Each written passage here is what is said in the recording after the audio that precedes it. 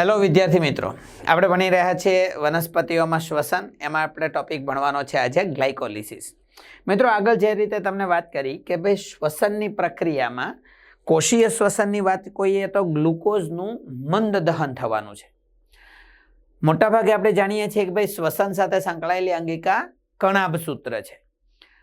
Okay, જારક શ્વસન અને અજારક શ્વસન ભિન્ન રીતે થાય, પણ એક વાત તો ખરી કે શ્વસન ક્રિયા જારક રીતે થાય કે અજારક રીતે, એની શરૂઆત ગ્લાયકોલિસિસથી થાય.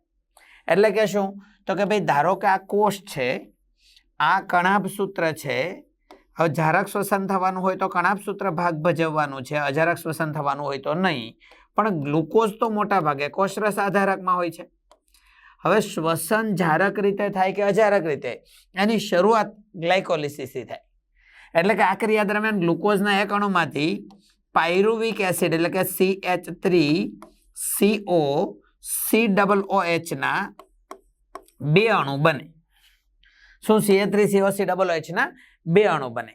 આ ક્રિયા કોષરસ આધારકમાં થાય. આમાં એટીપી વપરાતી નથી. ઓકે, તો આપણે ગ્લાયકોલિસિસ માટે શબ્દ જોઈએ તો આનું નામ ગ્લાયકોલિસિસ કેમ છે? તો ગ્લાયકોલિસિસ ગ્રીક ભાષાના બે શબ્દ, એક છે ગ્લાયકોસ, એનો અર્થ થાય ગ્લુકોઝ એટલે કે શર્કરા, અને બીજું લાઇસિસ એટલે કે તૂટવું. આમ ગ્લાયકોસ એટલે શુગર, લાઇસિસ એટલે તૂટવું, શુગર તૂટવાની પ્રક્રિયા, ગ્લુકોઝ શર્કરા તૂટવાની પ્રક્રિયા, એટલે આનું નામ છે ગ્લાયકોલિસિસ.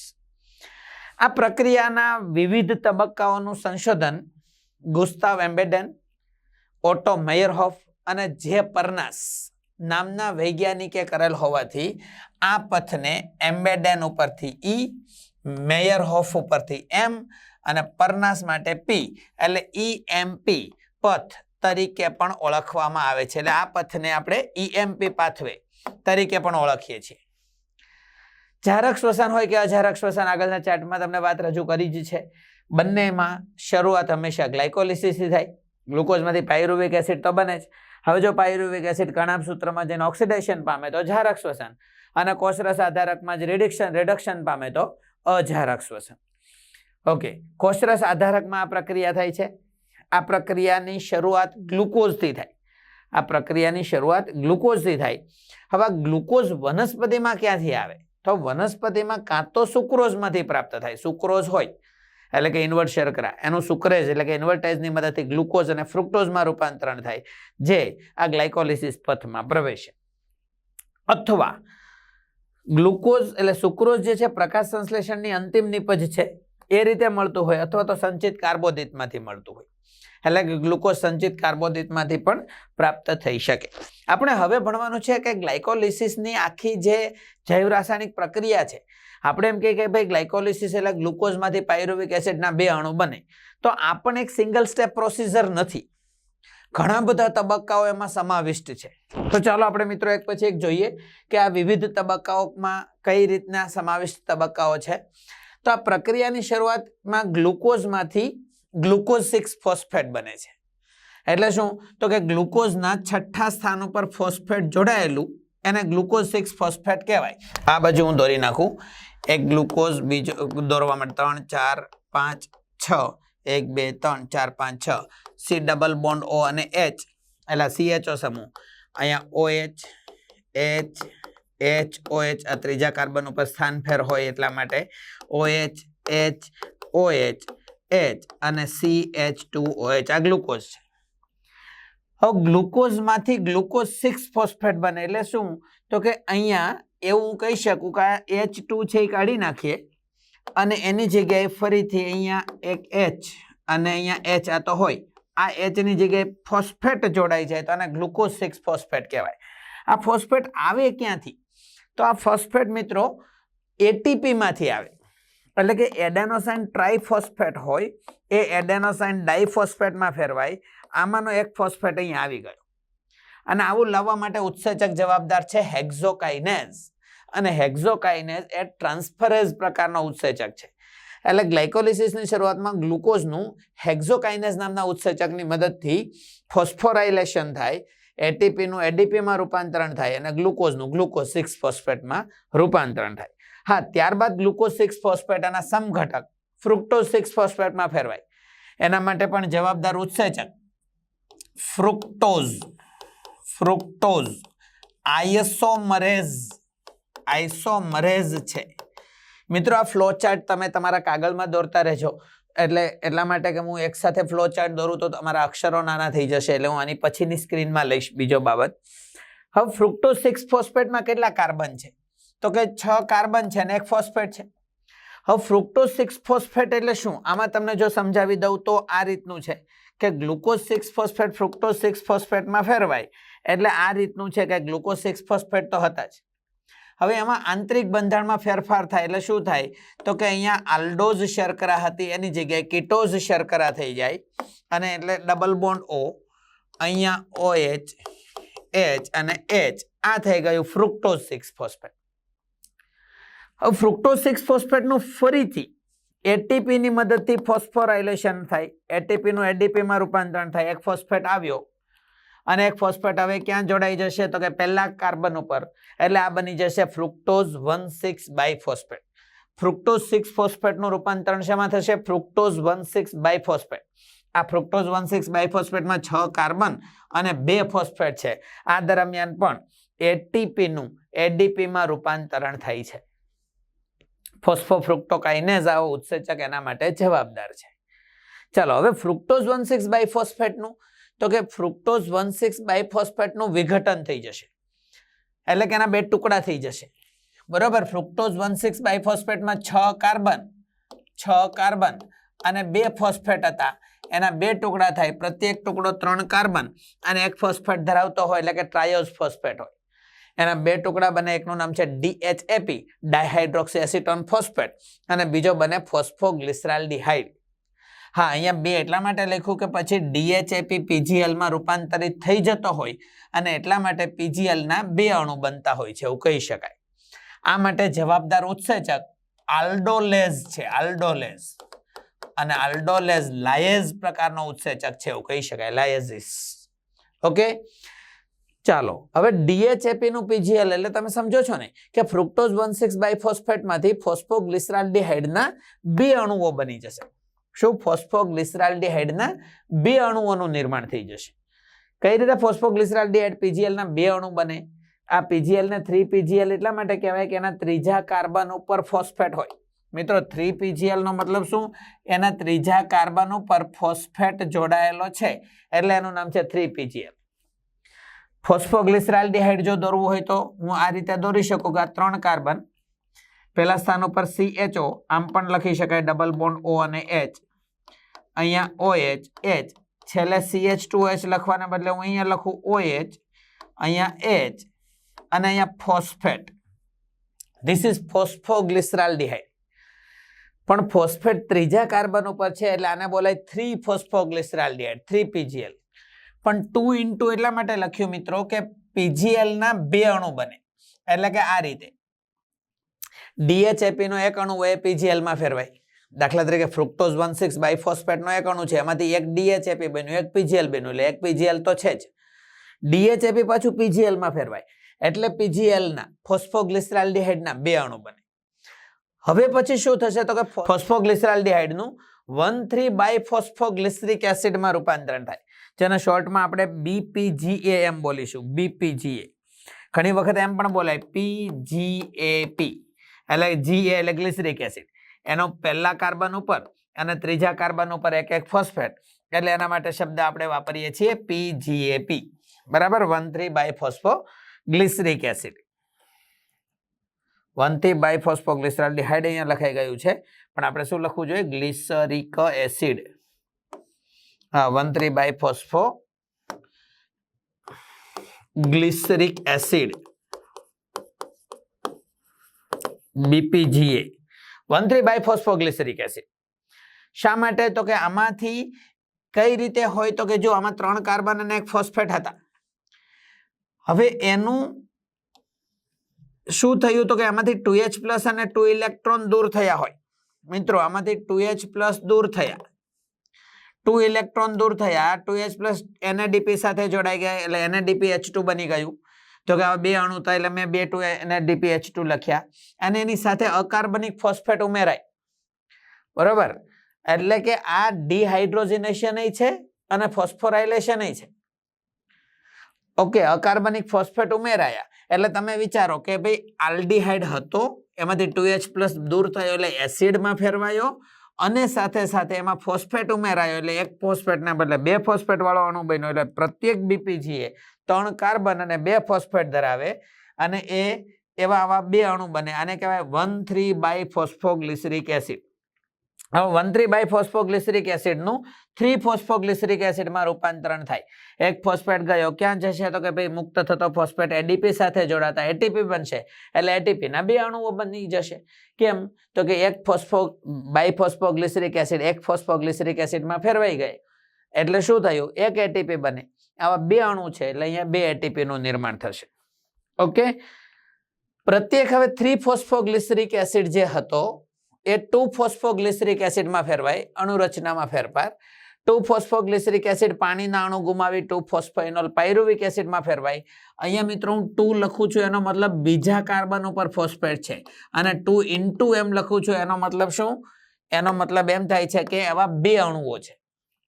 અને ફોસ્ફેનોલ પાયરુવિક એસિડ ફરીથી ફોસ્ફેટ ગુમાવે અને પાયરુવિક એસિડમાં ફેરવાય. મુક્ત થતા ફોસ્ફેટ ADP સાથે જોડાતા ATP બને. આ રીતે ATP ના 2 અણુઓ બને. એટલે ઓલ ઓવર જો આપણે સ્ટેપ્સ બધા જોઈએ તો ગ્લુકોઝના એક અણુમાંથી પાયરુવિક એસિડના 2 અણુનું નિર્માણ થઈ જાય. આમ જોવા જઈએ તો ગ્લાયકોલિસિસની સામાન્ય નિપજની વાત કહી દઉં તો ગ્લાયકોલિસિસમાં આવું થાય છે કે ગ્લુકોઝના એક અણુમાંથી પાયરુવિક એસિડના 2 અણુનું નિર્માણ થાય. આ ક્રિયાની શરૂઆતમાં 2 ATP વપરાયા હોય, પણ પ્રક્રિયાના અંતે 2 વખત આવા 2 ATP બને એટલે કુલ 2 ATP ની ચોખ્ખી પ્રાપ્તિ થઈ કહેવાય. આ ક્રિયા દરમિયાન 2NADPH2 એ પણ નિર્માણ પામે છે. એટલે કે ATP ના 2 અણુ અને 2NADPH2 એટલે કે NADPH2 ના 2 અણુનું સંશ્લેષણ થયું. તમે સમજી શકો છો કે આપણે આગળ ભણીશું કે જો ગ્લાયકોલિસિસ પછી પાયરુવિક એસિડ જારક શ્વસનમાં જાય, એટલે કે પાયરુવિક એસિડ જારક શ્વસનમાં ભાગ લે, તો આ 2NADPH2 ઓક્સિડેટિવ ફોસ્ફોરીકરણ પામશે અને પ્રત્યેક NADPH2 માંથી 3 ATP એટલે કે 2NADPH2 માંથી 6 ATP નું નિર્માણ થશે. ઓકે, એટલે આ જારક શ્વસનનો પ્રથમ તબક્કો કહેવાય. જો કે ગ્લાયકોલિસિસ માટે ઘણું કહી શકાય કે જારક શ્વસન હોય કે અજારક શ્વસન, બંનેમાં ગ્લાયકોલિસિસ તો થાય જ. ઓકે, ચાલો મિત્રો, હવે પાયરુવિક એસિડ બની ગયા પછી જો જારક શ્વસન થવાનું હશે તો પાયરુવિક એસિડ કણાભ સૂત્રમાં પ્રવેશશે અને ત્યાં એક ચક્રીય પ્રક્રિયા દ્વારા એનું સંપૂર્ણ દહન થશે. પણ જો અજારક શ્વસન થવાનું હોય તો અજારક શ્વસનની વિગતો હું થોડી આગળ સમજાવું છું મિત્રો. કે જો અજારક શ્વસન થવાનું હોય તો ગ્લુકોઝનું પહેલા પાયરુવિક એસિડમાં તો રૂપાંતરણ થવાનું જ છે. આ તો કોમન તમે જાણો છો કે 2 ATP નું નિર્માણ થશે અને 2 NADPH2 બનશે. હવે પાયરુવિક એસિડનું શું થશે? તો પાયરુવિક એસિડ એ યીસ્ટમાં અલગ રીતે રિડક્શન પામે છે, જ્યારે સ્નાયુકોષ કે લેક્ટોબેસિલસ બેક્ટેરિયાની અંદર અલગ રીતે એનું રિડક્શન થાય છે. હા, એક ખરું કે જારક શ્વસન જો થવાનું હોય તો પાયરુવિક એસિડનું ઓક્સિડેશન થાય, એમ અજારક શ્વસન થવાનું હોય તો પાયરુવિક એસિડનું હંમેશા રિડક્શન થાય. રિડક્શનમાં પહેલા વહેલા ધારો કે આપણે યીસ્ટની વાત કરીએ તો શું થાય? તો કે પહેલા વહેલા પાયરુવિક એસિડ હોય એમાંથી CO2 દૂર થાય.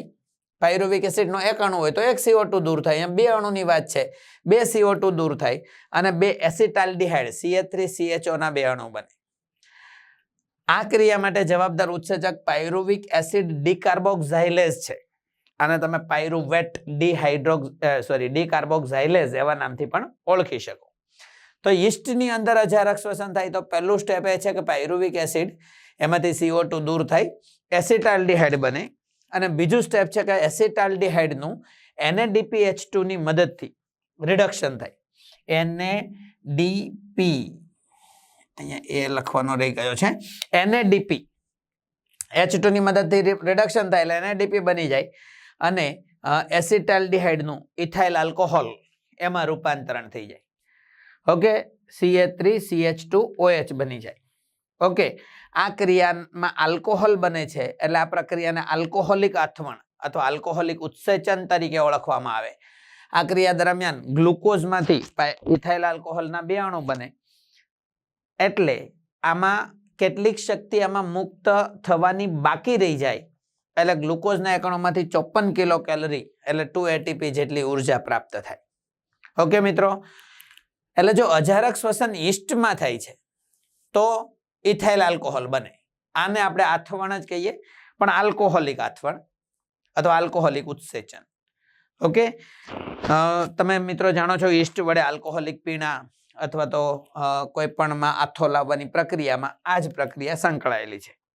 પણ એવું નથી કે અજારક શ્વસન યીસ્ટમાં જ થાય અને અજારક શ્વસન દરમિયાન CO2 મુક્ત થાય જ એવું નથી. આ અજારક શ્વસનમાં CO2 મુક્ત થાય. આપણા સ્નાયુ કોષો અથવા લેક્ટોબેસિલસ બેક્ટેરિયા એની અંદર અજારક શ્વસન થાય, એમાં CO2 મુક્ત પણ નથી થતો, ઓક્સિજન વપરાતો પણ નથી, CO2 મુક્ત પણ નથી થતો. ગ્લુકોઝમાંથી પાયરુવિક એસિડના 2 અણુ બન્યા હોય, આ બંને પાયરુવિક એસિડનું લેક્ટિક એસિડમાં રૂપાંતરણ થઈ જાય. લેક્ટિક એસિડનું અણુસૂત્ર CH3 CHOH COOH. મિત્રો સમજી શકો છો ને, હું આ રીતે લખી શકું, આ CH3 આ CHOH COOH આ લેક્ટિક એસિડ છે. તો લેક્ટિક એસિડમાં રૂપાંતરણ થઈ જાય. આ ક્રિયા કેમ થાય તો કે ભાઈ આ ક્રિયામાં ગ્લાયકોલિસિસમાં બનેલા 2 NADH2 વપરાઈ જાય, એટલે શું શેમાં રૂપાંતરણ થાય? 2 NAD માં. અને અહીંયા NAD લખવું પડશે મારે, NADP નહીં. અને શું થશે? લેક્ટિક ડિહાઇડ્રોજેનેઝ ઉત્સેચક આના માટે જવાબદાર છે. હા, આ રીતે લેક્ટિક એસિડ બને. આ ક્રિયાને લેક્ટિક એસિડ આથવણ તરીકે ઓળખવામાં આવે. આ ક્રિયા દરમિયાન 54 કિલો કેલરી ઉત્પન્ન થાય. યીસ્ટમાં થતું અજારક શ્વસન અને સ્નાયુ કોષ અથવા તો લેક્ટોબેસિલસ બેક્ટેરિયામાં થતા અજારક શ્વસનમાં શું ફરક? તો યીસ્ટમાં જે અજારક શ્વસન થાય એમાં આલ્કોહોલ ઉત્પન્ન થાય છે, ઇથાઇલ આલ્કોહોલ. આમાં લેક્ટિક એસિડ ઉત્પન્ન થાય છે સ્નાયુ કોષમાં. આપણા સ્નાયુમાં અજારક શ્વસન થાય ત્યારે તમને ખબર છે ને, સ્નાયુઓ જ્યારે પૂરતો ઓક્સિજન ન મળે ત્યારે અજારક શ્વસન કરે છે, લેક્ટિક એસિડનું નિર્માણ કરે છે. ઓકે, આમાં CO2 મુક્ત થાય છે. ઇથાઇલ આલ્કોહોલનું નિર્માણ થાય ત્યારે CO2 મુક્ત થાય. લેક્ટિક આથવણમાં CO2 મુક્ત થતું નથી. ઓકે મિત્રો, એની થોડીક વાતો જોઈ લઈએ કે અજારક શ્વસન દ્વારા ગ્લુકોઝમાં રહેલ શક્તિમાંથી 7% કરતા ઓછી શક્તિ મુક્ત થાય. 7% ગ્લુકોઝમાં જેટલી શક્તિ છે એમાંથી 2 ATP બનવું એટલે ખાલી 7% થી ઓછી ATP મુક્ત થઈ કહેવાય. એટલે કે 54 કિલો કેલરી જેટલી શક્તિ મુક્ત થાય. ઓકે, જારક શ્વસનમાં તો 45% જેટલી ઉર્જા ATP માં વપરાય છે. આ પ્રક્રિયા દરમિયાન ગ્લુકોઝના એકણોમાંથી 2 ATP પ્રાપ્ત થાય છે. હવે દાખલા તરીકે આ એક ઉદાહરણ તમને આપ્યું છે કે ભાઈ ધારો કે આપણે એક પાત્રની અંદર ગ્લુકોઝનું દ્રાવણ ભરીએ અને એની અંદર યીસ્ટ મૂકી દઈએ, તો યીસ્ટ અજારક શ્વસન દ્વારા ગ્લુકોઝમાંથી ઇથાઇલ આલ્કોહોલ બનાવશે. ઓકે, એટલે જેમ જેમ સમય જતો જશે એમ આમાં ગ્લુકોઝમાં આલ્કોહોલનું પ્રમાણ વધતું જશે. પણ આલ્કોહોલનું પ્રમાણ વધતા વધતા જ્યારે 13% જેટલું પહોંચે એટલે પછી આ આલ્કોહોલ વધતું બંધ થઈ જશે. કેમ? તો કે એટલા માટે કારણ કે વધુમાં વધુ આ 13% જેટલું આલ્કોહોલ આજુબાજુ થાય એટલે યીસ્ટ માટે વિષાક્ત બની જાય, ઝેરી બની જાય, એટલે યીસ્ટનું મૃત્યુ થઈ જાય. અને યીસ્ટનું મૃત્યુ થઈ જાય એટલે વધારે પછી આલ્કોહોલ બની શકે નહીં. એટલે દાખલા તરીકે આલ્કોહોલિક પીણા જે સામાન્ય આથવણ દ્વારા બનાવવામાં આવે છે એમાં વધુમાં વધુ આલ્કોહોલનું પ્રમાણ કેટલું હોય? 13% જેટલું હોય છે. હા મિત્રો, તમે જાણો છો કે ભાઈ અન્ય કેટલાક આલ્કોહોલિક પીણા છે એમાં આલ્કોહોલનું પ્રમાણ વધારે હોય તો એ નિસ્યંદન દ્વારા બનાવવામાં આવે. બાકી કુદરતી રીતે નૈસર્ગિક રીતે આથવણ જે કરવામાં આવ્યું હોય એમાં આલ્કોહોલનું મેક્સિમમ પ્રમાણ 13% જેટલું હોય છે. ઓકે, તો અહીં સુધીની વાતો હતી એ મેં આ ટોપિકની અંદર ગ્લાયકોલિસિસ અને અજારક શ્વસનની વાતો કરી છે. નેક્સ્ટ લેક્ચરની અંદર આપણે જારક શ્વસન એના માટે ક્રેબ્સ ચક્રની પ્રક્રિયા વિશે વાતો કરીશું. Okay, thank you.